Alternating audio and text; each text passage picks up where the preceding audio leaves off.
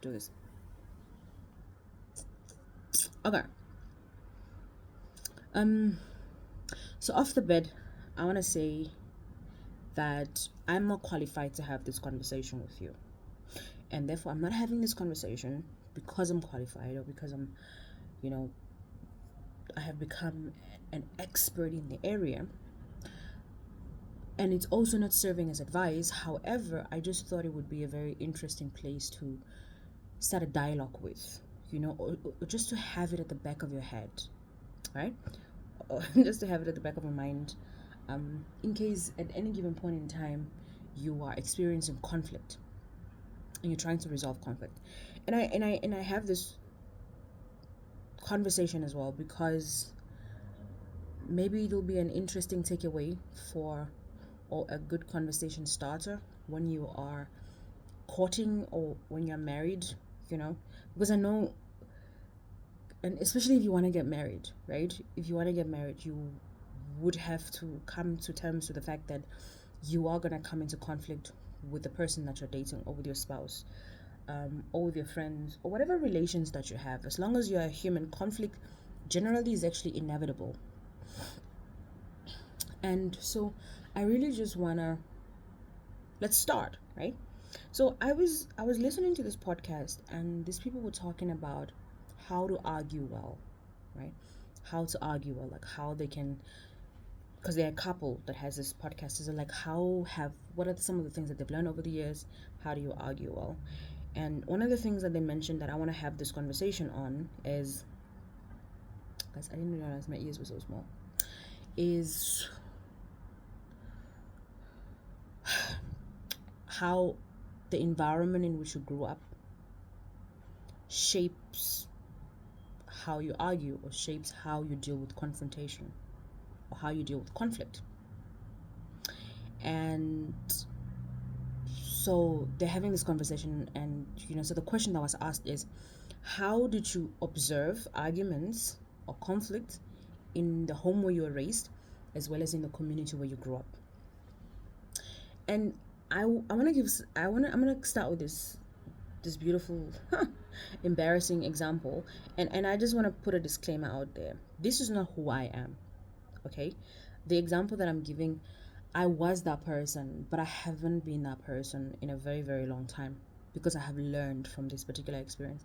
So I'm giving this example not as, a measurement of, oh, this is what Asante is like, right? But really something that I've experienced and something that I've learned from. Now, there's a book that I usually write to myself, like, where I put some advice, and this advice usually comes from my personal experiences so that I don't repeat mistakes and I don't repeat cycles in my life. So when I've learned something valuable, I write it down there, yeah? And I continue from it. And this particular incident that happened really taught me professional diplomacy in conflict management, especially in a professional environment. So that's my disclaimer. Don't think that this is who she is right now, because there's a lot of work that has gone into it. There's just a lot of work that has gone into reshaping who I am and changing the narrative of who I am. And part of that change, God also really had to do a lot with it. Other parts was therapy, other parts was self introspection, and other parts was really just learning from our mistakes as well, right? Because as you're growing old, you cannot afford to repeat mistakes. One mistake is enough to accord you an opportunity to learn from it. That was a very long disclaimer. But so many, many, many moons ago, I was working with this person, and this person was racist. Nah? And I know people always try and justify how they are not racist by trying to let you know that they know some black people. But this person was blatantly racist and quite disrespectful. And this person put a lot of pressure on me, right? Because the person was really also not happy that I'd taken over a particular portfolio, and now I was their supervisor, and I wasn't before, right? I wasn't their direct supervisor before. We were just colleagues, and then I got a promotion eventually, and then I was this person's supervisor as well.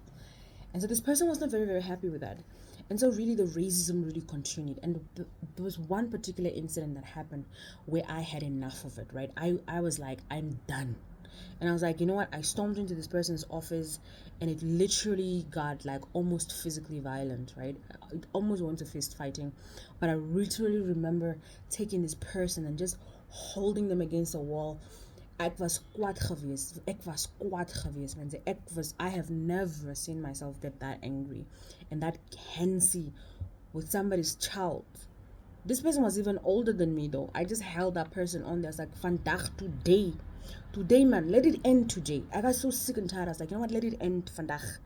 Let it end today. Whatever this issue is, whatever this whole treating a person like crap, this ends today. Today you tell me what your issue is. You know how sometimes you feel like, no, let's talk man to man kind of a situation. It really got that worse. But from that is just a very beautiful example of how conflict and not necessarily knowing how to manage it can lead to extremes, right? And God willing, if you have no favor from the men above or from the people that you work with, you know what, that could literally even land you or ending your entire career, right? Or actually developing a bad reputation for you going forward. But God was very gracious to me, even in moments such as that. And I wasn't even saved back then, right? And so I really just got to a point where I was like, I was up here. I was like, done. But when the question was asked, what kind of an environment did you grow up in? How was conflict managed? How was conflict handled? And how do you manage that now in your adulthood and in your relationships that you currently have? It really made me think about this particular incident, and then it really made me reverse all the way back to my childhood. Now, I grew up in a home where there was no domestic violence. There was no punching each other, but my parents argued very loud, right? They were so loud. They were like, man, those people were arguing loud. You will know, you just ken what they're arguing about. They'll be so loud. And so I grew up in this. And for me, because I grew up in this environment, it's only later in life that I realized that this was actually not healthy. So this is how my parents argue. And we were like a lot of kids. Like we were how many were we, bro? Like all together, we were in a household of, were we 10? No, one of my younger brothers passed away when he was very young. So we were like about, I think, 9 siblings. We were a lot though. Were we 11, 9, 10? Okay, let me count quickly.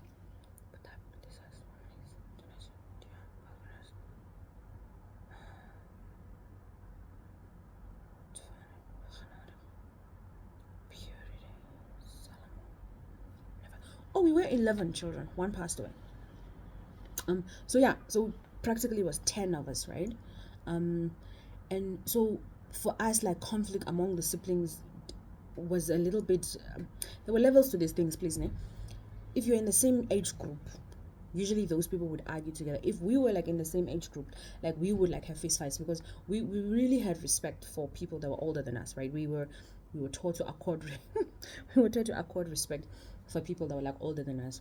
So I remember in my kind of age group, I had like, it was my brother who's older than me with a year, there was me, and then there was a sister that's younger than me. But I would always used to get in arguments with my brother, right? And my brother would punch. My brother here with the hands, he was fast, me bro. Bro was fast. Punch. He was really, really fast. Now with me, I could wrestle. Like I could have been a professional wrestler, you guys. I could have been a professional wrestler. But anyways, I couldn't be as fast with my brother's punches, because you know how guys will stand like this and then you don't know where the hand is coming from. So my brother was really fast. Like I, on the other hand, I could wrestle. I could fight you and roll you and put you down and hold you down. Yeah? So the only way that I could always defeat my brother, I was like, I'm just gonna wait for him. Make one move when I get in your vicinity close by. Yeah? I'll hold you down and I could suffocate you guys with my legs. My legs were very strong. So I was a wrestler. So that's how I used to fight with my brother. And now, like, even looking at, because the question was household and community, how is conflict managed? Like, even like, because we grew up in streets, right? So mostly the street was your community. The street was part of a neighborhood, but most of the time the people that you knew, people that you're friends with, were like living in your street. In my street, when we were arguing like and fighting, we've problems in my day and age were resolved with fist fights. That's why sometimes when I see, like people fighting maybe like on the internet, and then people are like, oh, that's so violent, that we shouldn't be violent. Sometimes it doesn't bother me as much, because for me, I honestly come from a generation where we used to, as girls, we would roll up our skirts and we would fight. We would fist fight, because that's how we used to resolve problems. You got a problem, let's fight and get it over with, man. Not this passive aggressive nonsense of nowadays where, I'm not talking to you, I'm just gonna ignore you. This was our things, guys. And so I thought about this, right? And I was like bringing that back into this conflict that I had with this particular colleague of mine. And I was like, you know what? It absolutely makes sense, because I got so fed up that I was like, you know what? I'm so tired of this passive aggressive thing. Let's just fight. Let's fight and get it out of our systems. We literally, that's how, even when people were like arguing with one another and you see passive aggressiveness, and when we were growing up, we just say fight. We just say fight. Like, fight and get it over with. Fight and get it out of your system. And then shake hands and, you accept defeat, and then we respect. And that's how we used to accord respect. If you can beat me, I will respect you. And then the next time, because I respect you, you respect me. So these passive aggressive arguments that we have among each other ends right there. You draw a line. So there was one time when I was visiting an uncle of mine, and I think I was probably like in high school or something. And so I visited my uncle, and I never saw my uncle and his wife fight. And that house made me so uncomfortable, because I was like, so these people don't have issues, like they got nothing, like they don't have any concerns. Because sometimes things would happen and you would think, they'll probably argue about it, and get it out of their system, but they wouldn't. And I used to think, do they argue in their room? Like, do they whisper that we can hear them? Like, do they drive away and go argue somewhere? Like, it didn't make sense to me. And that was awkward. That was really uncomfortable, being in a house where it was quiet and where you didn't hear people fight and nag. And you know what I'm saying? Like, so for me, not fighting was weird. Like I mean, I'm just not using I'm using the word weird literally. Like, it was weird. Like, why are these people not arguing though? Like, why are you not fighting? And then I remember there was one particular relationship that honestly changed my life in terms of like arguments. I think I was in varsity and I was just dating this particular person. And I remember something happened once and I was like arguing with this person. Now, you must understand, up until this point, I've only really seen my parents argue, and they would argue with their mouths and they would be loud, and you would say what you want to say and what the person did, and this verbal argument. And so I was arguing with this person, and I remember telling this person, fight back. Right? Say something back, because it would infuriate me when this person, while I'm arguing, would just sit there and look at me. This person did not argue back. They just sat there and they would look at me, bro. Like, they would just look at me. And then after I went on my storm and I came down, they would apologize. We're like, I'm sorry for that. And it was, again, that dynamic was so weird. Because I was like, fight back. I'm saying something. Say back. I got an issue that I'm laying on the table. Tell me what you think. Argue back.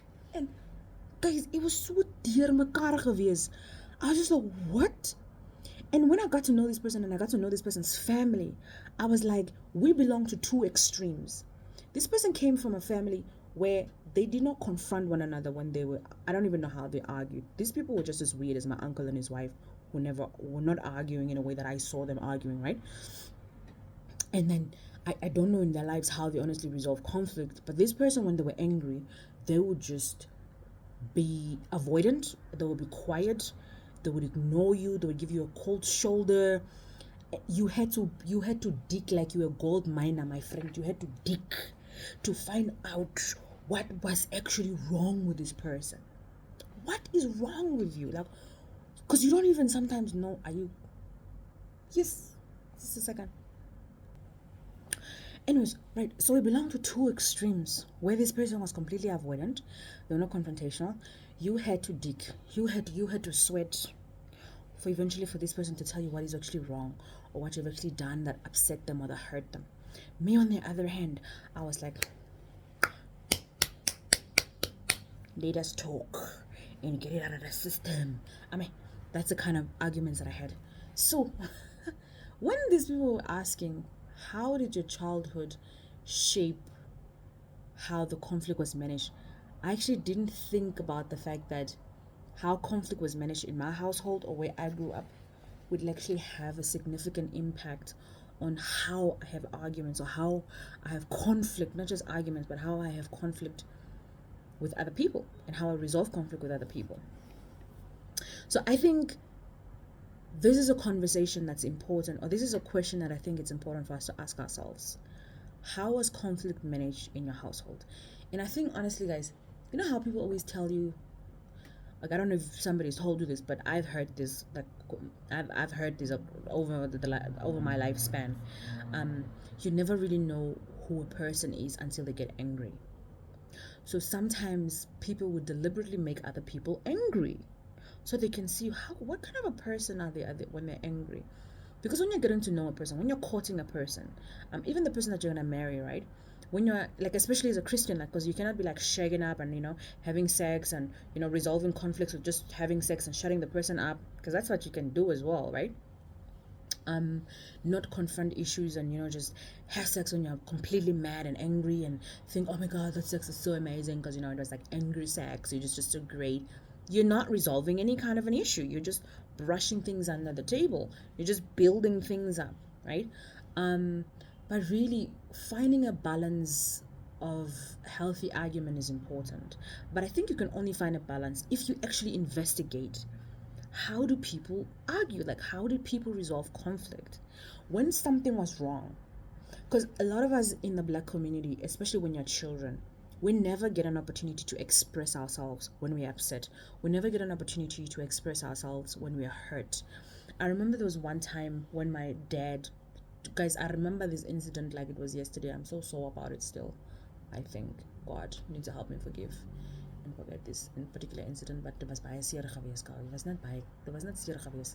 Maar I was accused of stealing, right? And I think that's why to this day it hurts me, guys. It hurts me to the core when I'm accused of something that I haven't done, because I think I still carry a trauma of this particular incident. Like, some family friends were visiting, and then these ladies were like, no, they're missing some money. And it was a lot of money, bro. I don't know if it was $700, if it was $1,000. $1,000 for a child is a lot of. What the hell was it, guys? I could not even steal like $5. What the hell was I gonna do with $1,000? $1,000 coming out. That was a lot of money.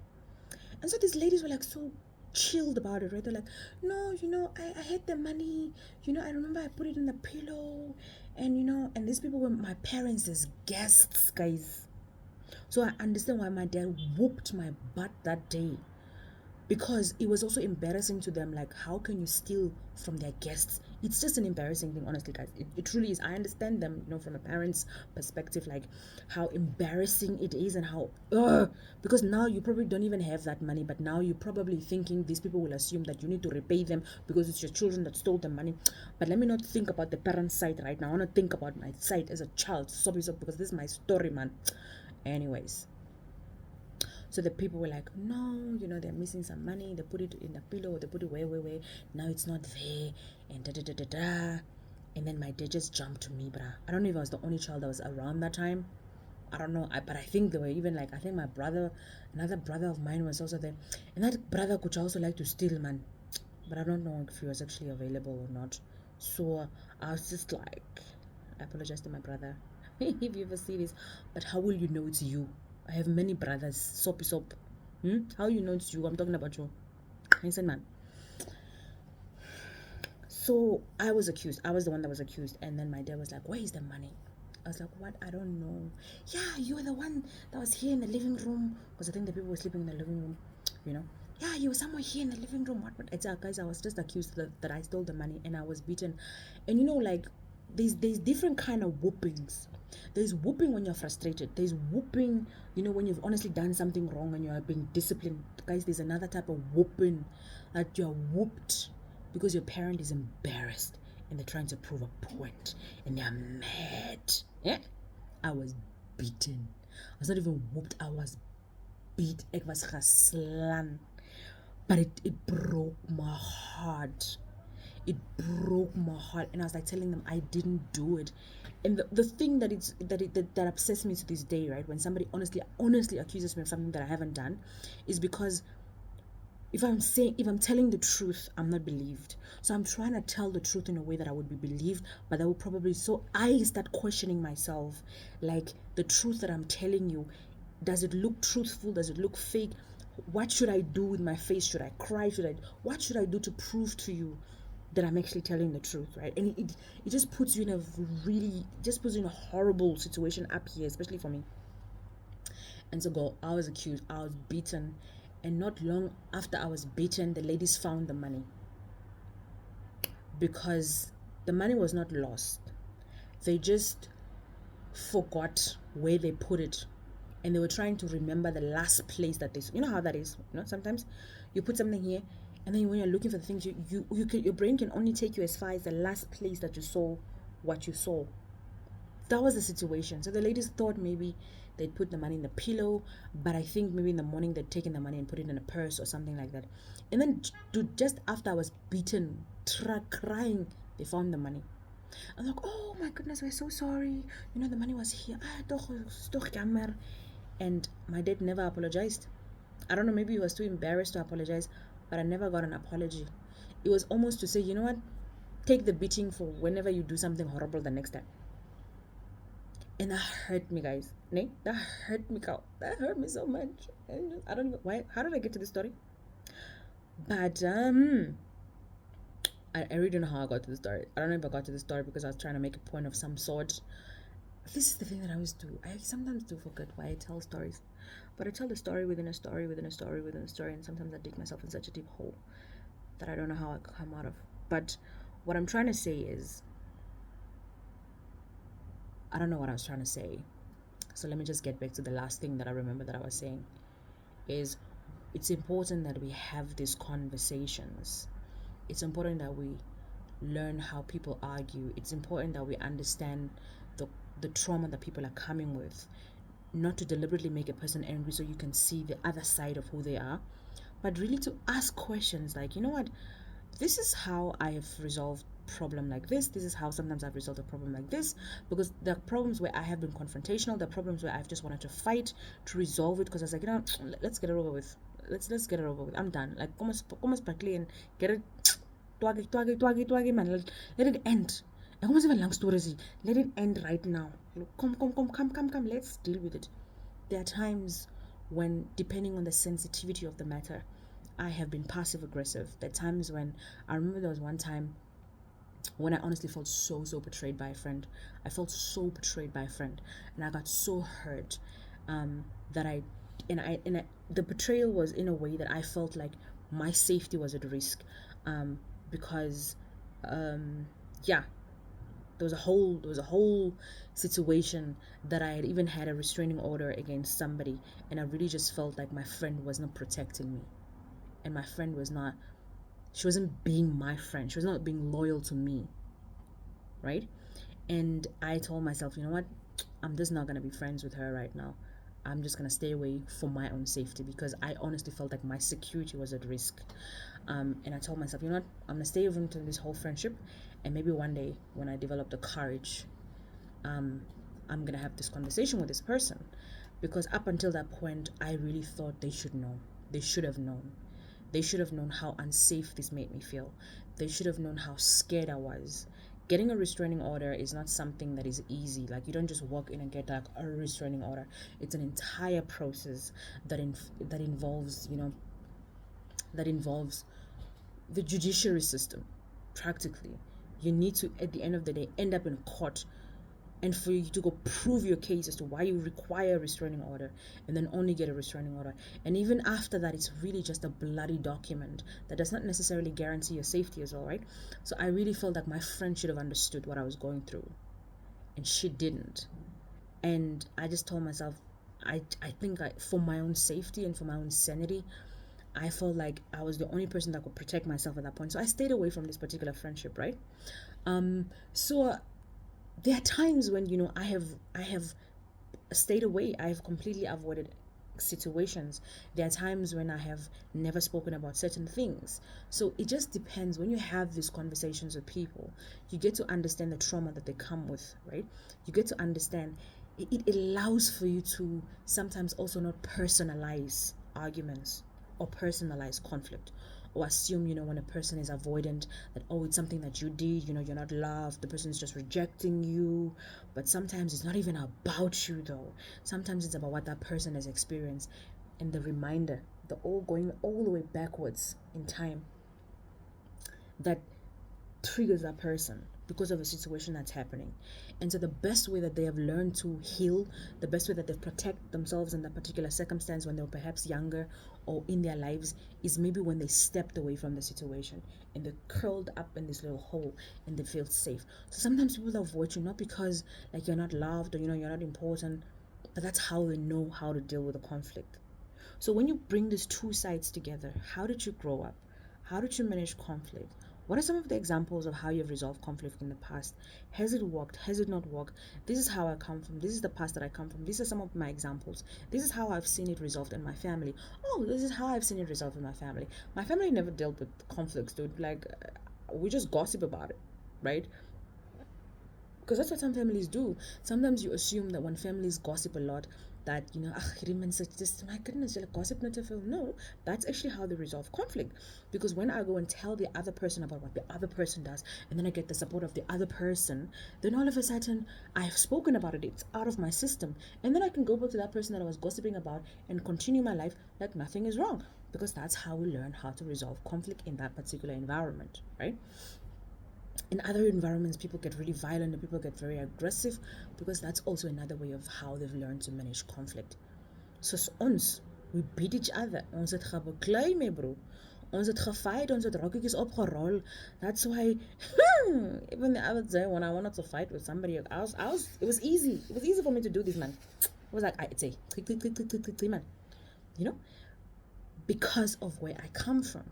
But then we need to sit back and say, the experience that I have, the experience that I'm coming from, and if I resolve the conflict this particular way, does it honor God? Right? The way that I'm going to resolve right now, will it honor God? Will it burn bridges? Will I break relationships? Will I create a wedge? Will I put fuel on top of the burning fire? What will happen? So please, man, when you're entering into friendships, when you're entering into relationships, have these conversations with people. Sit down and find out where you guys come from. Find out what the dynamics are and create a new culture. Create, because that's the beautiful thing about life. You have an entire life's worth of experience of what conflict has done for you and what conflict has done against you. And so you're like, I have resolved conflict in this way. I really have. And these are some of the results that I've had. This is how it works. Sometimes you think it's working, but what you don't realize is it's actually broken a relationship. But you think because you got it out of your system and that's how you usually handle it, that everything is fine. But sometimes it's not, right? So let's learn to get together. Let's learn to sit down, even in our own friendships. Because there are really situations where I honestly have been passive aggressive and it's not healthy. It's really, really, really, really not healthy. And we just want to jump to the extreme where you're like, what? I'm done. But as an adult, you can't afford to be done all the time. You're going to end up alone and miserable. You need to be able to resolve conflict with the people that you love and the people around you. Sometimes you are a leader, or you will become a leader. And leadership requires a certain level of humility and talking and trying to see, how did I contribute to this particular conflict, right? What is it about myself as well that's contributing to the what's the word I'm looking for? I hate English sometimes. Ek sal maar net sê wat die conflict meer warmter maak, né? How is it that I'm actually contributing to like calming the storm down? And then we see, okay, fine. What is the kind of culture that we could create? I don't feel safe when I'm yelled at. I really don't feel safe when I'm yelled at. I have a whole lot of trauma that comes with yelling and people raising their voice, right? So what kind of a culture do I want to create in my relationships? What kind of a culture do I want to create in my marriage? And how can, when a person, sometimes you need to rage, sometimes you need to and be loud. It's really part of regulating emotions, right? So what are some of the things that could perhaps my partner or my friend could do in order for them to regulate the anger that they feel, and in a way that also I don't feel unsafe while they are regulating? Yeah? So I think I'm not giving any answers, but I think it's conversations worth having, sitting down and like figuring it out. Because we come with a whole lot of baggage, darling. We all come with our own baggages. We all come with our own, childhood traumas, and we all come with how things have been done. And the mistake that we often make in human relationships is making the declaration that this is who I am. This is how I've done it. So this is how we're going to do it. Sometimes you'll even say things like, in this house we talk. But the other person does not come from a house where they talk, you know? So you really need to make room for them as well, because this is not your house, this is our house. And so in our house, and this is not your friendship, this is our friendship. This is not your workplace, this is our workplace. So we still need to find ways on addressing conflict. Yeah, so like I said, this is not advice. This is not like I'm giving some kind of expertise, but this is really just food for thought. Like, let's think about conversations such as this. Let's really think about things such as this. And because sometimes we don't think, guys, sometimes we're happy, and then somebody does something, and then all of a sudden you're crying, and you're throwing tantrums, and you're shutting. It's my poor car's doors being shut so hard. I'm like, hello, chill. Ne? The person is just not talking to you for a while. People do these things as adults. Some friends, when they're angry, you won't see them for a whole week, 2 weeks, a whole month. They'll not talk to you. Come on, they're so busy. Then you just see things like, guys, we must appreciate the fact that in adulthood we are all busy. We all just have our busy lives, and you can expect for people to talk to you every day. I appreciate friendships where we don't talk every day, but we can still continue like we left things off. Are you continuing things like you left them? Are you? Or just because you have not talked about it, you think it's resolved? We can reverse to the nearest best place that we were at and continue. No. Let's try to strive for healthier friendships. Let's try to strive for healthier relationships, and let's not repeat generational cycles with our children as well, right? Because eventually our children will be birthed, and our children will observe the friendship dynamics that we have, the relational dynamics that we have. You understand? The spousal dynamics that we have, and this is also some of the things that they'll learn from. So let's not repeat unhealthy cycles.